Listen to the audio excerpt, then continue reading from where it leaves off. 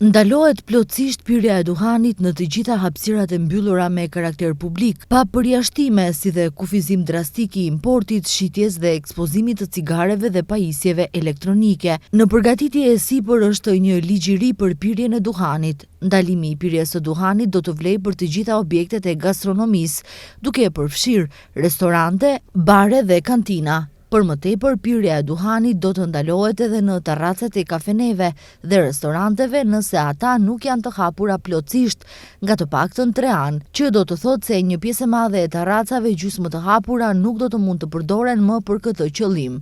Dispozitat e reja nuk bëjnë dallim mes produkteve klasike të duhanit dhe alternativave moderne. Të njëjtat ndalime do të vlejnë edhe për të gjitha llojet e cigareve elektronike dhe pajisjeve vape, ndërsa parashikohet edhe ndalimi i plot për cigaret e aromatizuara dhe produktet me nikotin. Një goditje shtesë për industrinë e duhanit dhe tregtarët është ndalimi i reklamimit dhe ekspozimit vizual të cigareve. Sipas rregullave të reja, si cigaret e zakonshme ashtu edhe ato elektronike, nuk do të lejohen të ekspozohen dukshëm në raftet e marketeve dhe pikave të shitjes.